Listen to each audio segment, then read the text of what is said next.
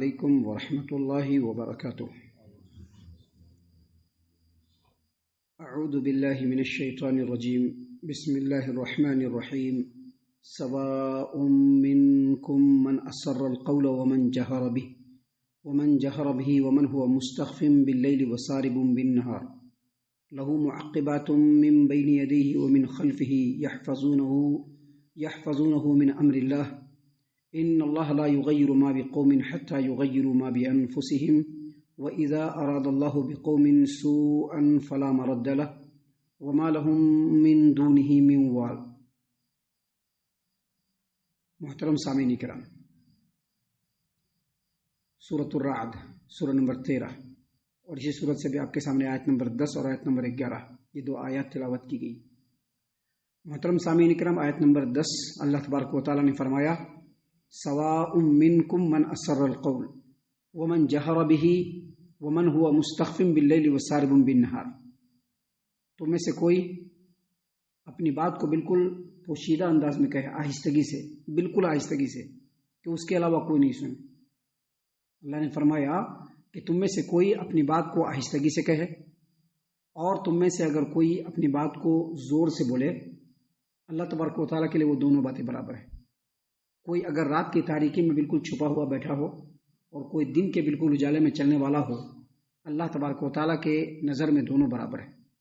یعنی اس آیت کریمہ میں اللہ تبارک و تعالیٰ نے اپنے بے پایا اور وسیع علم کے بارے میں بیان فرمایا ہے کہ اللہ تبارک و تعالیٰ کا علم کائنات کے ہر چیز کو اپنے احاطے میں کیے ہوا ہے. کوئی بھی بات اللہ تبارک و تعالیٰ سے پوشیدہ نہیں ہے. اگر کوئی آدمی بلند آواز سے بولتا ہے، اللہ اس کو بھی سنتا ہے، اور اللہ کی نظر میں وہ بالکل اسی طرح سے. اور اگر کوئی بالکل آہستگی سے اپنے دل میں کوئی بات کہتا ہے تو اللہ تبارک و تعالیٰ اس کو بھی سنتا ہے. اللہ تبارک و تعالیٰ کی نظر میں، اللہ تبارک و تعالیٰ کے علم میں، اللہ تبارک و تعالیٰ کے سمع میں دونوں چیزیں برابر ہیں. دیکھیے اللہ تبارک و تعالیٰ نے فرمایا قرآن کریم سورہ طٰہٰ آیت نمبر 7 میں کہ وَإِن تَجْهَرْ بِالْقَوْلِ فَإِنَّهُ يَعْلَمُ السِّرَّ وَأَخْفَى. اگر تم کوئی بات بلند آواز میں کہتے ہو تو اللہ تبارک و تعالیٰ تو چھپے ہوئے بھیدوں کو اور پوشیدہ آواز کو بھی سنتا ہے.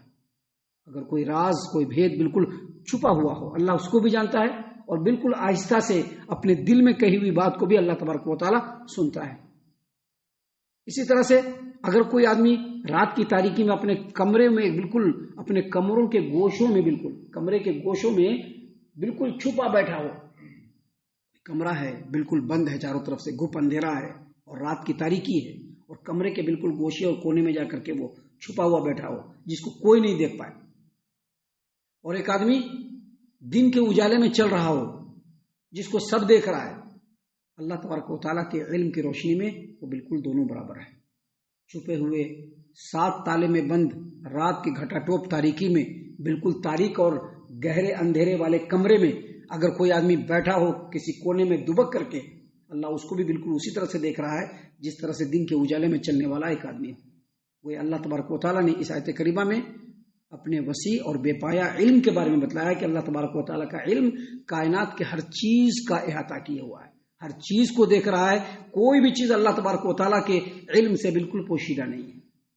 محترم سامعین کرام، آگے اللہ تبارک و تعالیٰ نے فرمایا، یہ بھی اللہ تبارک و تعالیٰ کی قدرت کاملہ کی دلیل ہے جس میں اللہ تبارک و تعالیٰ نے دوسری نصیحتیں بھی بیان فرمائی. آگے اللہ نے فرمایا لہو معقبات من بین یدیہ ومن خلفہ یحفظونہ من امر اللہ.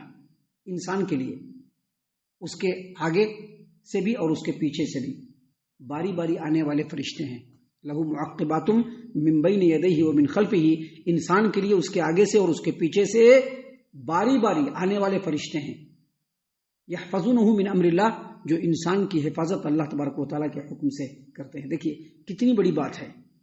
یہاں پر اس آیت کریمہ میں اللہ تبارک و تعالیٰ نے بیان فرمایا ہے کہ اللہ تبارک و تعالیٰ کی طرف سے فرشتے مقرر ہیں جو باری باری انسان کے پاس آتے ہیں، اس کے آگے بھی اور اس کے پیچھے بھی، جو اس کی اللہ تبارک و تعالیٰ کے حکم سے حفاظت فرماتے ہیں. ہر بری چیز سے، ہر مصیبت سے، ہر تکلیف سے حفاظت فرمانے والے فرشتے موجود ہیں. بالکل اسی طرح سے جس طرح سے کچھ فرشتے انسان کے اعمال کی نگرانی کرنے کے لیے اللہ تبارک و تعالیٰ کی طرف سے مقرر ہے. اس میں سے ایک فرشتہ جو ہوتا ہے وہ دائیں طرف ہوتا ہے، آپ نے سنا ہوگا، اور دوسرا فرشتہ کیا ہوتا ہے؟ بائیں طرف ہوتا ہے. دایاں والا جو فرشتہ ہے وہ انسان کی گئی نیکیوں کو لکھتا ہے اور اس کی نگرانی کرتا ہے، اس کا رجسٹر بناتا ہے. اور بائیں طرف جو فرشتہ ہے وہ انسان کے گناہوں کو لکھتا ہے، اس کی نگرانی کرتا ہے اور اس کا رجسٹر بناتا ہے۔ محترم سامعین کرام، بالکل اسی طرح سے انسان کے آگے بھی ایک فرشتہ اور اس کے پیچھے بھی ایک فرشتہ ہے جو باری باری اللہ کی طرف سے آتے ہیں، اور وہ انسان کی ہر بری چیز سے، ہر مصیبت سے، ہر تکلیف سے انسان کو محفوظ کرتا ہے اللہ تبارک و تعالیٰ کے حکم سے۔ گویا انسان دن میں 4 فرشتوں کے سائے میں ہوتا ہے، اس کی نگرانی میں ہوتا ہے، اور رات میں بھی 4 فرشتوں کے سائے میں اور اس کی نگرانی میں ہوتا ہے، دن میں بھی اور رات میں بھی۔ اللہ تبارک و تعالیٰ نے اپنے پیارے رسول صلی اللہ علیہ وسلم کو حدیث، اللہ کے رسول صلی اللہ علیہ وسلم کی پر وحی کی، اور نبی صلی اللہ علیہ وسلم نے اس کو حدیث کی شکل میں بیان کیا۔ صحیح البخاری کتاب مواقیت الصلاۃ باب فضل صلاۃ العصر حدیث نمبر 555، اور صحیح مسلم کتاب المساجد و مواضع الصلاۃ نبی صلی اللہ علیہ وسلم نے فرمایا یتعاقبون فیکم ملائکۃ باللیل و ملائکۃ بالنہار، تمہارے پاس باری باری رات میں بھی فرشتے آتے ہیں اور دن میں بھی فرشتے آتے ہیں۔ یجتمعون فی صلاۃ العصر و صلاۃ الفجر، اور ان فرشتوں کا جو اجتماع ہوتا ہے، جو جوڑ ہوتا ہے ان فرشتوں کا عصر کی نماز کے وقت میں اور فجر کی نماز کے وقت میں بھی، یہ نماز کا وقت ہے نا، اس وقت بھی فرشتوں کا جوڑ ہوا تھا، اور جو عصر کی نماز کا وقت ہوتا ہے نا، اس وقت بھی فرشتوں کا جوڑ ہوتا ہے۔ پھر اس کے بعد جو فرشتے کل عصر کے ٹائم میں آ گئے تھے یہاں پہ، ابھی وہ فرشتے جائیں گے آسمان پر۔ عصر کے ٹائم میں کچھ فرشتے آئے تھے پوری دنیا میں، یہ صرف یہیں پر نہیں، یہ پوری دنیا کی بات ہے، اللہ کی قدرت ہے، اللہ اپنی قدرت کو بیان فرما رہا ہے کہ عصر کے وقت کچھ فرشتے آئے ہوئے تھے، اب وہ فرشتے عصر سے لے کر کے فجر تک رہے ہیں، اور فجر کے وقت کچھ فرشتے آ گئے۔ اب یہ جو عصر کے وقت کل فرشتے آئے تھے وہ اب یہاں سے اوپر جائیں گے اللہ تبارک و تعالیٰ کی بارگاہ میں، یسألہم ربہم وہو اعلم بہم، تو ان کا رب ان سے پوچھے گا، حالانکہ رب تو خوب جان رہا ہے، رب جان رہا ہے کہ ہمارا بندہ کیا کیا کیا، کیونکہ اللہ تبارک و تعالیٰ کا جو علم ہے وہ ہر چیز کو احاطہ کیے ہوا ہے۔ پھر بھی رب ان سے پوچھیں گے ہمارے بندوں کو کس حال میں چھوڑے، کیف ترکتم عبادی، ہمارے بندوں کو، میرے بندوں کو تم لوگوں نے کس حال میں چھوڑا، تم جب آئے تھے تو میرے بندے کیا کر رہے تھے؟ تو فرشتے کہیں گے کہ ہم جب گئے تھے تب بھی وہ نماز پڑھ رہے تھے، چونکہ عصر کا وقت تھا، اور جب ہم وہاں سے واپس آئے تو بھی وہ نماز پڑھ رہے تھے۔ تو اس حدیث سے پتہ چلتا ہے کہ اللہ تبارک و تعالیٰ کی طرف سے فرشتے مقرر ہیں جو باری باری آتے ہیں۔ یہاں پر بھی اللہ نے کیا فرمایا، لہو معقباتم، انسان کے لیے باری باری آنے والے فرشتے ہیں، من بین یدیہ ومن خلفہ، آگے سے بھی یہ رہتے ہیں وہ فرشتے اور پیچھے سے بھی وہ رہتے ہیں فرشتے، یحفظونہ من امر اللہ، جو اللہ تبارک و تعالیٰ کے حکم سے انسان کی حفاظت کرتے ہیں۔ تو یہ اللہ تبارک و تعالیٰ کی بہت بڑی مہربانی ہے بندوں کے اوپر۔ اور یہاں پر ایک بات اور سمجھ لینا چاہیے کہ انسان جو کچھ بھی کر رہا ہے وہ اللہ تبارک و تعالیٰ جان بھی رہا ہے، اور اللہ تبارک و تعالیٰ فرشتوں کے ذریعے سے اس کو لکھوا بھی رہا ہے، جو انسان کی نگرانی میں لگے ہوئے ہیں۔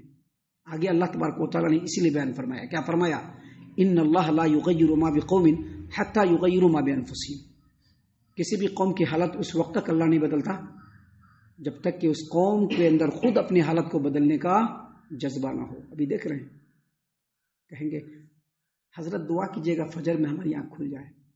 بندے تو پہلے خود تو اٹھنے کی کوشش کر، پہلے خود تو کرنے کی کوشش کر، ابھی تو خود اپنے اندر کوشش نہیں ہے، اور بہت ساری بہانے بازیاں ہیں، نہیں یہ مسئلہ ہے، نہیں وہ مسئلہ ہے، نہیں ایسا ہے، نہیں ایسا ہے، کچھ بھی مسئلے نہیں ہیں۔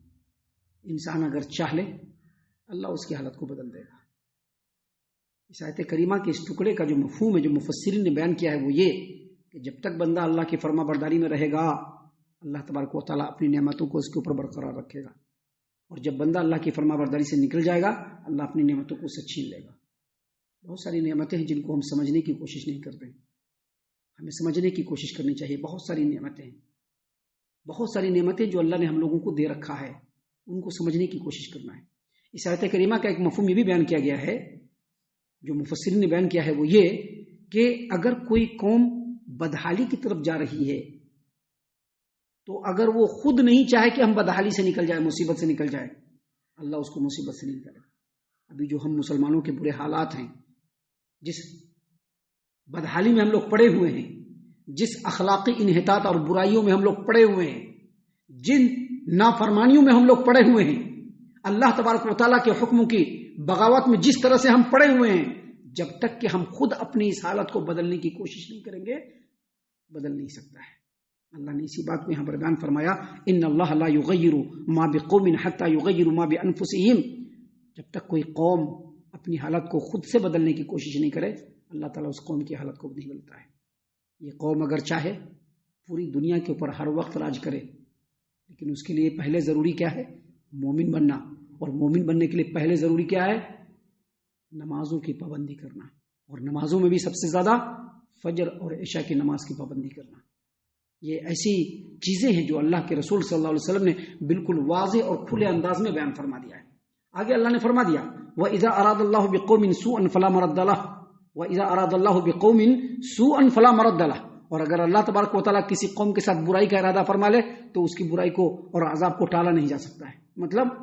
مطلب یہ کہ جب قوم خود اخلاقی برائیوں میں مبتلا ہوتی چلی جائے، اللہ کی نافرمانیوں میں بالکل غرق ہوتی چلی جائے، اللہ تبارک و تعالیٰ کے ساتھ بغاوت کرتے ہوئے وہ ضلالت و گمراہی کے بالکل اندھیرے میں گم ہو جائے، تو اگر وہ خود سے اس سے نکلنے کی کوشش نہیں کرے گا تو اللہ کو بھی اس کی ضرورت نہیں ہے، اور جب وہ مکمل طور پہ لپت ہو جائے گا اللہ کی نافرمانی میں تو اللہ تبارک و تعالیٰ عذاب اس کے اوپر بھیج دے گا۔ آج مسلم قوم یہ نہ سمجھے کہ وہ عذاب میں مبتلا نہیں ہے، بالکل عذاب میں مبتلا ہے۔ آج ہر جگہ پر آپ مسلمانوں کو دیکھ لیجیے، ظالم لوگ ان پر مسلط ہیں اور دھیرے دھیرے اپنا شکنجہ ان کے اوپر کستے چلے جا رہے ہیں۔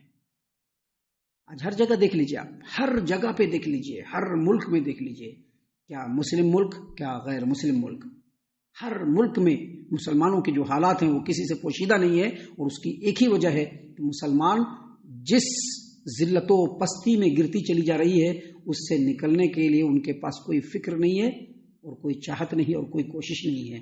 اس لیے اللہ تبارک و تعالیٰ نے آگے مزید فرمایا وَمَا لَهُم مِّن دُونِهِ مِن وَالٍ، اور مسلمانوں کے لیے، انسانوں کے لیے اللہ کے علاوہ کوئی مددگار نہیں۔ اگر انسان چاہتا ہے کہ وہ آگے بڑھے، اچھا بنے، خیر و بھلائی کو پانے والا ہو، دنیا میں اللہ تبارک و تعالیٰ اس کے اوپر اپنی رحمتوں اور نعمتوں کی بوچھار فرمائے، تو اس کو اللہ تبارک و تعالیٰ کے علاوہ کوئی دوسرا راستہ نہیں ملنے والا ہے۔ اگر کوئی چاہتا ہے کہ وہ عزت و آبرو والی زندگی گزارے، اللہ کے علاوہ کوئی اس کو عزت و آبرو والی زندگی نہیں دے سکتا۔ ہم اللہ سے دعا کرتے ہیں کہ اللہ تعالیٰ ہم تمام کو ان تمام باتوں کے اوپر خوب غور و فکر اور تدبر کرنے کے ساتھ ساتھ ان باتوں کے اوپر عمل کرنے کی بھی توفیق عنایت فرمائے، آمین۔ اللہ تعالیٰ ہم تمام کو صحیح معنوں میں پکا سچا مومن مسلمان بنائے، اللہ اور اس کے رسول صلی اللہ علیہ وسلم کی اطاعت و فرما برداری کرنے والا بنائے، صحابہ کرام رضی اللہ عنہم کے طریقے پر چلنے والا بنائے، جنت الفردوس میں جگہ عطا فرمائے۔ اے اللہ ہم تمام کو جہنم سے پناہ دے، اے رب العالمین ہم تمام کو جہنم سے پناہ دے، اے مالک الملک ہم تمام کو جہنم سے پناہ دے، آمین یا رب العالمین۔ وما علینا الا البلاغ المبین۔